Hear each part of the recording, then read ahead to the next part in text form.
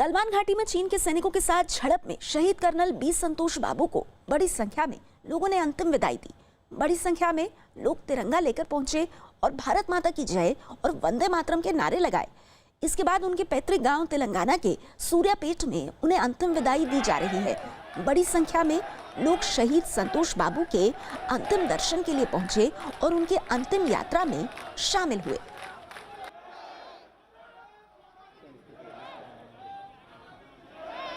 तो तस्वीरें आप देख रहे हैं तेलंगाना के सूर्यापेट की। शहीद कर्नल संतोष बाबू को नामाकों के साथ पूरे राजकीय सम्मान के साथ अंतिम विदाई दी गई। गलवान घाटी में 15 और 16 जून की रात को कमांडिंग ऑफिसर के तौर पर सेना के जवानों को लीड कर रहे थे कर्नल संतोष बाबू, और उसी दौरान चीन के साथ बड़ी बहादुरी से लड़ते हुए चीन को बड़ा नुकसान पहुंचाते हुए वीर गति को प्राप्त हुए शहीद कर्नल संतोष बाबू। तेलंगाना के सूर्यापेटा में उनके पैतृक गांव में उनका अंतिम संस्कार किया जा रहा है।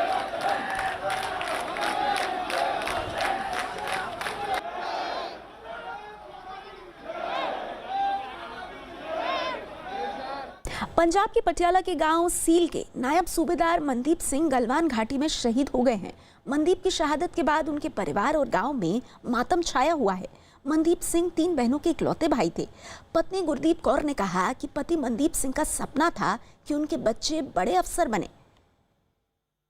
तो शहीद मनदीप सिंह को अंतिम विदाई देने के लिए उनका गाँव उनका इंतजार कर रहा है। बड़ी बात यह है कि मनदीप सिंह के कई सपने थे अपने बच्चों के लिए, लेकिन इसके साथ ही देश के लिए भी उनका सपना था कि कभी देश को अगर जरूरत पड़ेगी तो वो अपने कर्तव्य से पीछे नहीं हटेंगे।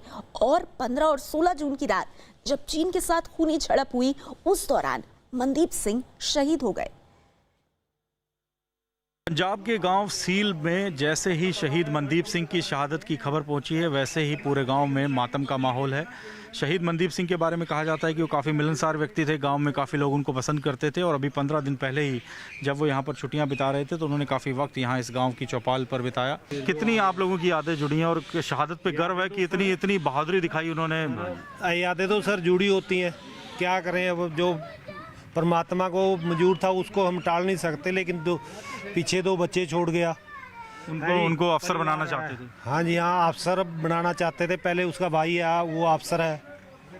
हमारी तो उम्मीदें थी, लेकिन जो चाइना ने घुस के हमारे साथ किया है वो बहुत माड़ा किया है जी। जो पॉलिटिक्स है, लोग हैं, हम इनको पसंद नहीं करते। तो अब आप क्या चाहते हैं? आप क्या चाहते हैं? चाइना को उसी की भाषा में जवाब दिया जाए? बिल्कुल देना चाहिए जी सर, उसको जवाब उसको देना चाहिए उसकी भाषा में ही। इनको करारी भाषा में जवाब देना भी जरूरी है, और भी अगर शहीद करने पड़े अपने गांव के युवा तो उसके लिए वो तैयार हैं, लेकिन चीन को उसकी भाषा में जवाब देने की मांग यहां पर पंजाब के पटियाला के सील गांव के लोग कर रहे हैं।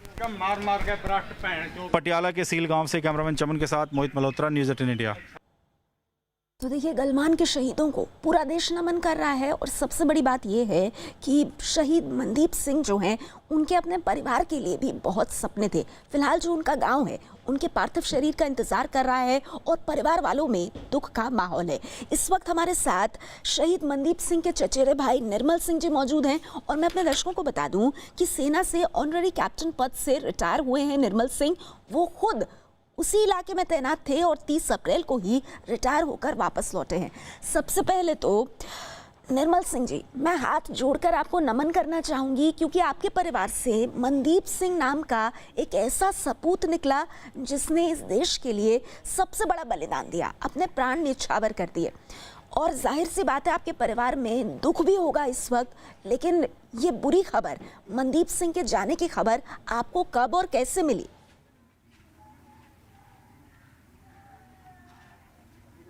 मैडम, मेरे को कल सुबह 9 बजे फ़ोन आया था पलटन से, जो कि मैं उस एरिया में रहता था। मेरे को सभी पलटन वाले जानते हैं, सभी की मैं मिलान में रहता था। तो जैसे मेरे को 9 बजे आया सूबेदार गुरमेल सिंह का, उसने मेरे को बताया कि आपका भाई मनदीप सिंह। मैं बोला यस। बोला साहब उसको चोट लगी। मैं बोला कितना चोट लगा है? तो बोला साहब उसको गहरी चोट लगी। मैं बोला ठीक भी है? बोला हाँ आपको, मैं बोला मेरे को पूरी खबर दो। तो उसने मेरे को बोला कि आपको हम 2 घंटे के बाद क्लियर करेंगे, लेकिन बाकी ठीक है, अपने घबराना नहीं है। तो उसी टाइम मैं कहीं बाहर जा रहा था, तो मैं घर में मैडम को फ़ोन किया, मनदीप सिंह को पूछना कोई फ़ोन आया है? तो बोला 6 दिन पहले बात हुआ था, अभी वो लेह में गया है, शायद ऊपर गया है, वहाँ पे कम्युनिकेशन का साधन नहीं है। तो मेरे को फिर 15 मिनट के बाद उसके पलटन के दूसरे साहब का फ़ोन आया, जो कि मेरे साथ ही 30 अप्रैल को रिटायरमेंट हुआ है। तो उसका मेरे को पास फ़ोन आया कि उसकी हालत ज़्यादा गंभीर है। तो बोला साहब मेरे को मनदीप है नहीं इस दुनिया में। बोला नहीं साहब मनदीप है, लेकिन अब इसका क्लियर नहीं हो पा रहा है। जैसे पता लग गया मैं आपको फ़ोन करूँगा। करेक्ट मेरे को 1 घंटे बाद फ़ोन आ गया। तो मैं उसी टाइम घर में आया। घर में मैं मैडम को पूछा, मैं मनदीप का चोट लग गई है, आपको पता चला है? बोला नहीं हमारे को कोई पता नहीं चला है।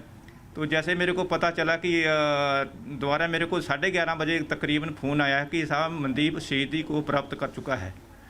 तो जैसे मेरे को पता चला, मेरे को आज सुबह फ़ोन आया है पलटन से कि साहब इनके साथ एक लड़का और था जो DI लिस्ट पे था, अभी इसको होश आ गया है। उसने बताया है जो बलिदान मनदीप सिंह ने दिया है, ऐसा बहुत कोई बंदा ऐसा शहीदी नहीं दे सका, जो कि चाइना के उसने 4 बंदों को इकट्ठा करके घेरा है। और उसने लास्ट में उनकी कैजुअलिटी काफ़ी हुई है, लेकिन उनके कुछ बंदे आए हैं बाद में जो हेली से उतरे हैं। हेली उतरेंगे उनकी मेन पावर ज़्यादा होने के कारण उनके 12 बंदे ने आकर उन्होंने उसको घेरा है। तो 12 बंदे के होने के कारण कि ये सिंगल पड़ गया कि ये पार्टी का एक लीडर था। इसने लीडर को ही अपने सीनियर के नाते लीडर को अपना मध्य में रखते हुए दिलेरी के साथ इसने अपना कर्तव्य इसको अंजाम दिया है, जो कि शहीदी को प्राप्त किया। इसके ऊपर हमारे को फख्र है। जी बिल्कुल बिल्कुल निर्मल सिंह जी, सिर्फ आप ही को फक्र नहीं है, पूरे देश को फक्र है, पूरे देश को फक्र है। और मनदीप सिंह के साथ साथ देखिए शहीद संतोष बाबू, शहीद गुरविंदर सिंह, शहीद कुंदन कुमार, शहीद अमन कुमार, शहीद गणेश हंसदा, शहीद के ओझा, शहीद राजेश ओरान, शहीद CK प्रधान, शहीद नंदूराम सोरेन, शहीद के पलानी, यानी कुल मिलाकर के शहीद संतोष बाबू के साथ साथ 20 जवान हमारे देश के चीन के साथ मुठभेड़ में शहीद हुए। और जैसा कि हमारे प्रधानमंत्री ने कहा कि उन्होंने दुश्मनों के छक्के छुड़ाए, दुश्मनों को मारते मारते वीर गति को प्राप्त हुए। और आज पूरा देश नम आंखों के साथ और चीन के प्रति काफी गुस्से के साथ इन शहीद जवानों को श्रद्धांजलि दे रहा है। और हर किसी के मन में एक ही बात है कि किसी भी तरीके से ये बलिदान जो है ये व्यर्थ ना जाए। निर्मल सिंह जी, आपने अपने इस मुश्किल वक्त में से हमारे लिए वक्त निकाला, आप जुड़े, उसके लिए आपका शुक्रिया। मैं उम्मीद करती हूँ कि परिवार जो है उसको ये दुख सहने की शक्ति मिले और देश जो है वो हमेशा आपके परिवार के साथ खड़ा रहेगा। इस बीच LAC पर चीन के सैनिकों से हुई झड़प में शहीद हुए पटना के सुनील कुमार का राजकीय सम्मान के साथ अंतिम संस्कार किया गया। इससे पहले उनके पैतृक गाँव बेहटा के तारानगर से मनेर में गंगा घाट तक अंतिम यात्रा निकली। इसमें हजारों लोग शामिल हुए। इस दौरान लोगों ने भारत माता की जय और शहीद सुनील अमर रहें के नारे लगाए।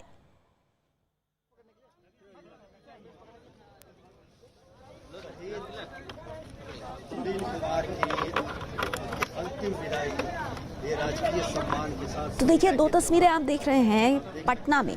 जब शहीद सुनील कुमार का पार्थिव शरीर पहुंचा तो ट्रक को फूलों से सजाया गया था। बिहार रेजिमेंट का एक प्रमुख अंग थे सुनील कुमार और उनके पार्थिव शरीर को तिरंगे से लपेटा गया था। और दूसरी ओर जहां पर शहीद सुनील कुमार के पार्थिव शरीर को मुखाग्नि दी गई, उससे पहले फायरिंग करके उनको सलामी दी गई। गलवान के शहीदों को इस तरह से सलाम किया गया। और अब से थोड़ी देर पहले शहीद सुनील कुमार पंचतत्व में विलीन हुए। 2 तस्वीरें आपके सामने, उनके बेटे ने उनको मुखाग्नि दी। और पटना के इस गंगा घाट पर कई सारे लोग, देखिए आप तस्वीरों में देखिए कि कितने सारे लोग वहां पर जुटे अपने पटना के, अपने बिहार के सपूत को आखिरी विदाई देने।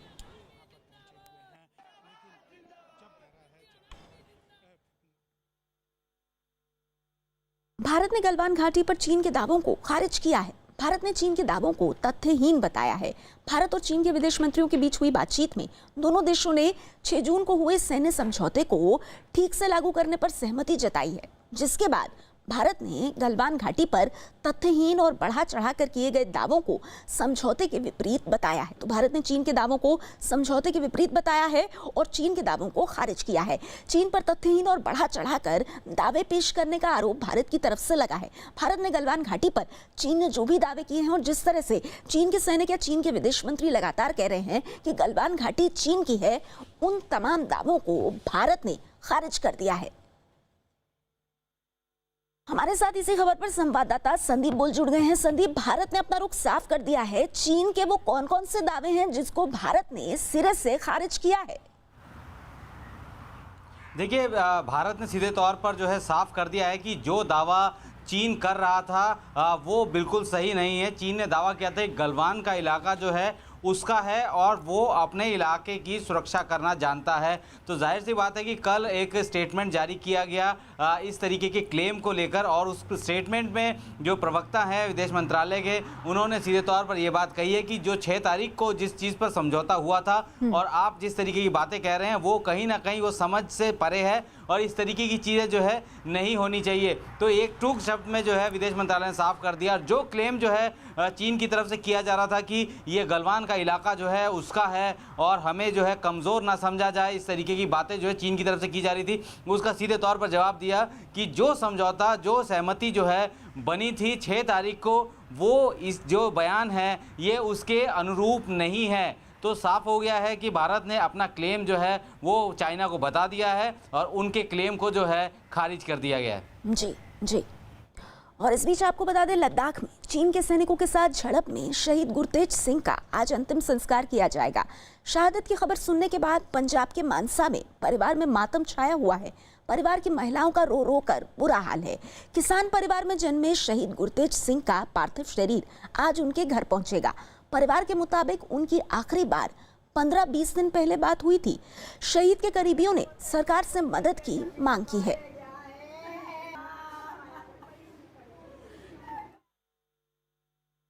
तो शहीद गुरतेज सिंह 15 से 20 दिन पहले उनकी अपनी परिवार से बात हुई थी। परिवार के सदस्यों को देखिए, गुरतेज सिंह की शहादत की खबर सुनने के बाद पूरे परिवार में गम का माहौल है। रो रो कर परिवार वालों का बुरा हाल है और अब परिवार ने सरकार से इस मुश्किल घड़ी में मदद की भी मांग की है।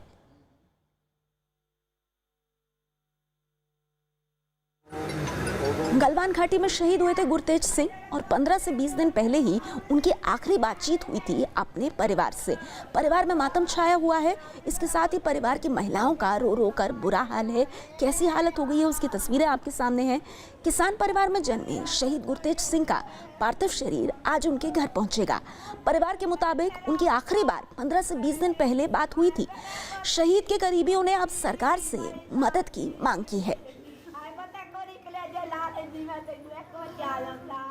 पश्चिम बंगाल के बीरभूम के रहने वाले शहीद राजेश ओरान के पार्थिव शरीर का उनके घर पर इंतजार हो रहा है। शहीद राजेश ओरान के परिवार वालों का रो रो कर बुरा हाल है। बड़ी संख्या में गांव के लोग शहीद राजेश ओरान के घर श्रद्धांजलि देने पहुंचे हैं। शहीद राजेश ओरान साल 2015 में सेना में शामिल हुए थे और कुछ ही दिनों में उनकी शादी होने वाली थी, लेकिन उससे पहले ही ये बुरी खबर परिवार को मिली और इस वजह से अब परिवार काफी सदमे में है। उनके घर की तस्वीरें आप देख रहे हैं और किस तरह से लोग आकर के शहीद राजेश ओरान को श्रद्धांजलि दे रहे हैं, उन्हें पुष्प अर्पित कर रहे हैं और परिवार को अब शहीद ओरान के पार्थिव शरीर का इंतजार है।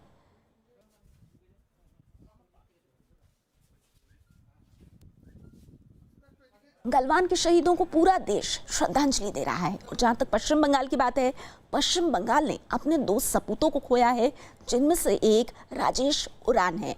बीरभूम में पश्चिम बंगाल में उनके घर पर उनके परिवार में मातम छाया हुआ है और साथ ही आप देख सकते हैं किस तरह से उन्हें याद करते हुए उनकी तस्वीर पर लोग अपनी श्रद्धांजलि दे रहे हैं।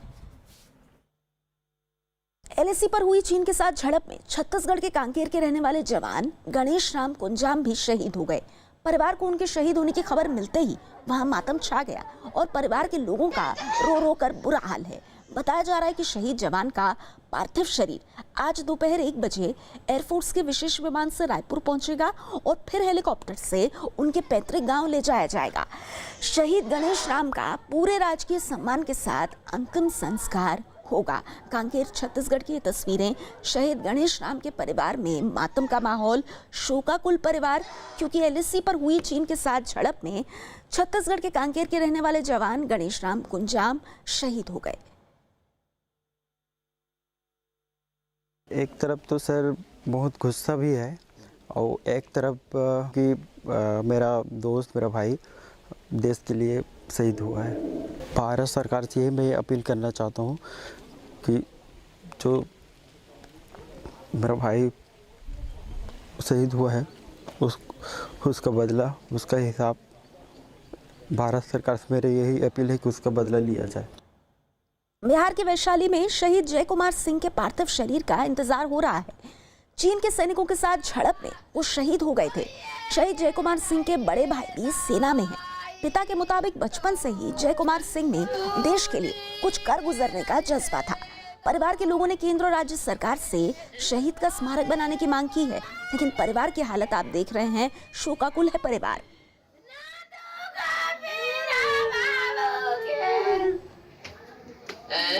कितने भाई बहन थे ये? एक बहन और 4 भाई। ये सबसे बड़े थे या छोटे थे? नहीं, अथी माजिल था। 2 नंबर। और इनके बड़े भाई? वो भी है आर्मी में। चीन से हुई झड़प में शहीद हुए दीपक कुमार का पार्थिव शरीर अब तक उनके घर नहीं पहुंचा है। मध्य प्रदेश के रीवा में उनका परिवार उनके पार्थिव शरीर का इंतजार कर रहा है। उनके घर में मातम पसरा हुआ है। उनके परिवार की महिलाएं मोबाइल पर उनकी तस्वीर देखकर दुखी हैं। शहीद दीपक कुमार की कुछ महीनों पहले नवंबर में ही शादी हुई थी और लॉकडाउन के बाद उन्होंने छुट्टी लेकर घर आने की बात कही थी, लेकिन वो तो घर नहीं आए। ये खबर आई उनके बारे में। फरवरी में आए थे 30 को आए थे तो 14 को चले गए थे। बोले थे कि अभी जून में आएंगे, मई में फिर ये हो गया, कोरोना की वजह से नहीं आ पाए। बोले अभी छुट्टी स्टार्ट हुई है तो अभी आएंगे इस महीने, अगस्त महीने में बोले थे अगस्त महीने में आऊँगा। वो घर की सब लाड देते हो, बहुत अच्छा स्वभाव था, किसी का दिल नहीं दुखाते थे वो। इनकी शादी थी दीपक सिंह का और 23 नवंबर में शादी के बाद में ये चले गए थे। बीच में अभी फरवरी में 14 फरवरी के आसपास ये आए थे अभी, और 14 फरवरी के आसपास अपना ये ख़त्म करके ड्यूटी निकल गए थे, चले गए थे। इनकी जो ड्यूटी लगी थी वो लेह लद्दाख में लगी हुई थी और लेह लद्दाख में अभी कल शाम को 10:30 बजे की घटना हो। 10:30 बजे इनके यूनिट से, इनके रेजिमेंट से कॉल आया रात को कि ऐसा ऐसा हादसा हो गया है। बिहार के भोजपुर के रहने वाले महज 23 साल के जवान चंदन कुमार गलवान घाटी में हुई झड़प में शहीद हो गए। इसकी खबर मिलते ही परिवार के लोगों का बुरा हाल है। शहीद जवान चंदन कुमार की मई में शादी होने वाली थी, लेकिन लॉकडाउन की वजह से उनकी शादी नहीं हो पाई। शहीद चंदन अपने घर के सबसे छोटे बेटे थे और सबके लाडले थे। परिवार के लोग चीन को मुंहतोड़ जवाब देने की मांग कर रहे हैं।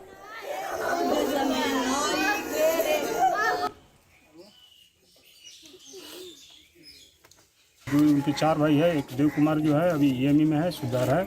एक दूसरा भाई भी आर्टिलरी में है और एक तीसरा भाई 9 बिहार में है और चौथा ये 16 बिहार में। बहुत ही होनहार लड़का था और इसका शुरू से ही था कि हमको सेना में जाना है और देश की सेवा करना है, और देश की सेवा करते हुए देश के लिए शहीद हो गया। और इस जवान के मतलब शहादत बेकार नहीं जाना चाहिए और सरकार से हम यही मांग करते हैं कि एक जवान की जगह 20 जवान को होना चाहिए और उनको सबक सिखाना चाहिए। सीमा पर भारत और चीन के बीच जारी तनाव के बीच मध्य प्रदेश के बालाघाट में चीन की एक कंपनी ने भारत के 62 मजदूरों को काम से निकाल दिया। बताया गया कि बालाघाट में मैग्नीज और इंडिया लिमिटेड की एक खदान में शाफ्ट बनाने का काम कर रही चीन की कंपनी ने अपने प्रोजेक्ट में काम कर रहे भारतीय मजदूरों पर यह कार्रवाई की है। ये मजदूर पिछले 1 साल से इस कंपनी के प्रोजेक्ट में काम कर रहे थे। आरोप है कि लॉकडाउन के बाद जब कंपनी ने कुछ दिन पहले दोबारा काम शुरू किया तो कोरोना फैलने के खतरे की दलील देते हुए भारतीय मजदूरों को काम पर रखने से इनकार कर दिया और सिर्फ चीन के मजदूरों की मदद से काम शुरू किया गया, जिसके बाद बेरोजगार हुए मजदूरों ने प्रशासन से मदद की गुहार लगाई। वहीं मजदूरों को काम से निकालने वाली चीन की कंपनी ने इस मामले पर चुप्पी साध ली है। सीमा पर तनाव के बीच चीन के टेलीकॉम कंपनियों पर मोदी सरकार ने बड़ा फैसला लिया है। टेलीकॉम विभाग ने BSNL को निर्देश दिया है कि 4G फैसिलिटी के अपग्रेडेशन में किसी भी चाइनीज कंपनियों के बनाए उपकरणों का इस्तेमाल ना किया जाए और पूरे टेंडर को नए सिरे से जारी किया जाए। सभी प्राइवेट सर्विस ऑपरेटरों को निर्देश दिया जाएगा कि चाइनीज उपकरणों पर निर्भरता बहुत तेजी से कम की जाए। सरकारी सूत्रों के मुताबिक चाइनीज कंपनियों के उपकरणों के नेटवर्क की सुरक्षा पर सवाल उठते रहे हैं। सूत्रों के मुताबिक चीन की सरकार ही इन कंपनियों की असली मालिक है। भारत संयुक्त राष्ट्र सुरक्षा परिषद का 8वीं बार अस्थायी सदस्य चुना गया है। संयुक्त राष्ट्र के सदस्य देशों ने भारत को भारी समर्थन देते हुए 2021-22 तक के लिए यूएनएससी का अस्थायी सदस्य चुना है। भारत को 192 में से 184 वोट मिले हैं। इससे पहले 2011-12 में भारत ये जिम्मेदारी निभा चुका है। ऐसे में 8 साल बाद एक बार फिर से भारत का सुरक्षा परिषद में पहुंचना काफी अहम है। भारत को 8वीं बार संयुक्त राष्ट्र सुरक्षा परिषद की अस्थायी सदस्यता मिलने पर प्रधानमंत्री मोदी ने ट्वीट किया है और कहा है, संयुक्त राष्ट्र सुरक्षा परिषद में भारत की सदस्यता के लिए वैश्विक समुदाय से मिले भारी समर्थन के लिए बेहद आभारी हूं। भारत वैश्विक शांति, सुरक्षा और समानता को बढ़ावा देने के लिए सभी सदस्य देशों के साथ काम करेगा। कोरोना पर गृह मंत्री अमित शाह की बैठक शुरू हो चुकी है। गृह मंत्रालय में हो रही इस बैठक में दिल्ली के सीएम अरविंद केजरीवाल भी मौजूद हैं। कोरोना के बढ़ते खतरे पर हो रही इस बैठक में एनसीआर के सारे जिलों के डीएम और डीसी भी मौजूद हैं। हमारे साथ इसी खबर पर संवाददाता अमित पांडे जुड़ गए हैं। अमित, ये बैठक जो है ये अपने आप में कितनी अहम है, क्योंकि इसमें मुख्यमंत्री के साथ साथ एनसीआर के डीएम और डीसी भी शामिल हैं। देखिए, दिल्ली में जिस तरीके से कोरोना वायरस के मामले बढ़ रहे हैं और साथ ही एनसीआर में बढ़ गए हैं, औसतन अगर हम एनसीआर की बात करें तो हर दिन 150 से ज्यादा मामले आ रहे हैं। तो इस को कैसे इस पर काबू पाया जा सके और इसके अलावा बड़ी तादाद में जो लोग एनसीआर में आवाजाही करते हैं उनके मूवमेंट को किस तरीके से रेगुलेट किया जाए, दिक्कत न हो, इसको लेकर खुद गृह मंत्री की अध्यक्षता में Delhi CM, Delhi chief secretary, Faridabad, Gurgaon, Ghaziabad, Noida के डीएम और इसके अलावा दिल्ली पुलिस कमिश्नर और चीफ सेक्रेटरी, सारे आला अधिकारी यहाँ पर मौजूद हैं। और देखिए, अहम चर्चा है, तो एक विस्तृत चर्चा जो नया खतरा है, नई दिक्कत है दिल्ली के सामने, उसको लेकर हो रही है। और ये उम्मीद कर रहे हैं कि जिस तरीके से दिल्ली को लेकर घोषणा हुई थी, अब एनसीआर को लेकर भी घोषणा होगी। शुक्रिया। भारत के कोरोना आंकड़ों पर नजर डालें तो यहाँ कोरोना मरीजों का आंकड़ा अब तक 3,66,946 हो चुका है। वहीं इनमें 1,94,325 लोग ठीक भी हुए हैं, जबकि 12,237 लोगों की मौत हुई है। फिलहाल भारत में कोरोना के 1,60,384 एक्टिव केसेस हैं। देश के ज्यादातर राज्य कोरोना वायरस से जूझ रहे हैं, लेकिन इनमें से कुछ राज्य ऐसे हैं जहां कोरोना की चपेट में आने वाले मरीजों की तादाद लगातार बढ़ रही है और वहां कोरोना के मरीज भी बहुत ज्यादा हैं। सबसे ज्यादा खराब हालात महाराष्ट्र में है। यहाँ पर कोरोना मरीजों की संख्या लगातार बढ़ रही है। यहाँ पर मरीजों की तादाद 1,16,000 के पार है। कोरोना से जूझ रहे राज्यों में तमिलनाडु दूसरे नंबर पर है। यहाँ अब तक कोरोना के मरीजों की संख्या 50,000 को पार कर चुकी है। वहीं कोरोना मरीजों की संख्या के मामले में तीसरे नंबर पर दिल्ली है। यहाँ मरीजों का आंकड़ा 47,000 से ज्यादा है। गुजरात चौथे नंबर पर है। कोरोना मरीजों का आंकड़ा 25,093 है और 5वें नंबर पर राजस्थान है। कोरोना मरीजों की संख्या 13,000 को पार कर चुकी है। दुनिया भर में कोरोना मरीजों का आंकड़ा आइए अब देख लेते हैं। 83,49,519 यह आंकड़ा पहुंच गया है। इनमें 40,73,924 मरीज ठीक हो गए हैं, जबकि 4,48,958 लोगों की मौत हो चुकी है। दुनिया भर में फिलहाल 38,26,637 एक्टिव केसेस हैं। कोरोना वायरस के कहर से पूरी दुनिया बेहाल है और दुनिया के 188 देश इस वक्त कोरोना महामारी की चपेट में हैं। लेकिन कुछ देशों में हालात बहुत ही ज्यादा खराब हैं और ऐसे देशों में पहले नंबर पर अमेरिका है। कोरोना के मरीज यहाँ 21,63,000 से ज्यादा हो चुके हैं। ब्राजील दूसरे नंबर पर है। मरीजों की संख्या 9,55,000 को पार कर गई है। रूस इस लिस्ट में तीसरे नंबर पर है। यहाँ कोरोना मरीजों की संख्या 5,52,000 के पार है। भारत चौथे नंबर पर है। कोरोना मरीजों का आंकड़ा 3,66,000 के पार है भारत में और ब्रिटेन 5वें नंबर पर है। कोरोना के मरीजों की तादाद 3 लाख से भी ज्यादा है। यहाँ दिल्ली की रोहिणी कोर्ट की तीसरी मंजिल पर बने रिकॉर्ड रूम में भीषण आग लग गई। आग बुझाने के लिए दमकल की 9 गाड़ियों को कड़ी मशक्कत का सामना करना पड़ा। आग बुझाने के बाद पता चला कि वहां रखे कई कागजात जल गए थे। तस्वीरें आप देख रहे हैं रोहिणी कोर्ट के रिकॉर्ड रूम की, जहां पर भीषण आग लग गई और आग बुझाने के बाद ही इस बात का पता चला कि यहां पर जो भी कागजात रखे थे उनमें से कई कागजात आग में जलकर राख हो गए। तो आप देख सकते हैं कि कितनी भयानक ये आग लगी है। रोहिणी कोर्ट के रिकॉर्ड रूम में ये आग लगी। दिल्ली के रोहिणी कोर्ट की तीसरी मंजिल पर बना है ये रिकॉर्ड रूम, जहां भीषण आग लग गई। आग बुझाने के लिए दमकल की 9 गाड़ियों को काफी मशक्कत करनी पड़ी और आग बुझाने के बाद ये पता चला कि रिकॉर्ड रूम में जो कागजात रखे हुए थे उनमें से कई कागजात जलकर राख हो गए। दमकल की 9 गाड़ियां मौके पर पहुंची और उन्होंने आग को बुझाने की कोशिश की। काफी मशक्कत के बाद इस आग को तो बुझा लिया गया, लेकिन आग के बुझने के बाद रिकॉर्ड रूम में जांच पड़ताल के बाद पता चला कि कई कागजात जलकर राख हो गए। अनलॉक 1 लागू होने के बाद तेल कंपनियों ने लगातार 12वें दिन पेट्रोल और डीजल की कीमतें बढ़ा दी। पेट्रोल के दाम में 53 पैसे जबकि डीजल की कीमत में 64 पैसे की बढ़ोतरी हुई है। इस बढ़ोतरी के बाद दिल्ली में 1 लीटर पेट्रोल की कीमत 77 रुपये 81 पैसे हो गई है, जबकि दिल्ली में 1 लीटर डीजल की कीमत अब 76 रुपये 43 पैसे है। 7 जून के बाद से पेट्रोल और डीजल की कीमतों में अब तक पेट्रोल की कीमतों में करीब 6.5 रुपये जबकि डीजल की कीमतों में 7 रुपये से ज्यादा की बढ़ोतरी हो चुकी है। तो 12 दिनों में डीजल के दाम 7 रुपये बढ़ गए हैं और लगातार 12वें दिन पेट्रोल और डीजल दोनों के दाम बढ़े हैं। और कोरोना काल में जब वैसे ही अर्थव्यवस्था सुस्त है, पेट्रोल डीजल के बढ़े दाम लोगों के लिए मुश्किल खड़ी कर रहे हैं। इस बीच देश भर में चीनी सामान के विरोध के बीच आरएसएस ने भी देश भर के कारोबारियों और लोगों से चीनी सामान नहीं खरीदने और ना बेचने की अपील की है।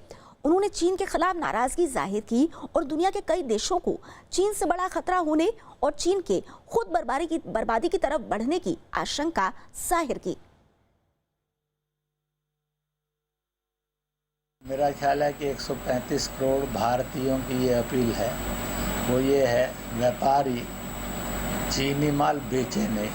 बड़ा तानाशाह वो बनने का सपना लेकर चला है। ऐसे सपने कभी सिकंदर ने लिए थे, कभी नेपोलियन बोनापार्ट ने लिए थे।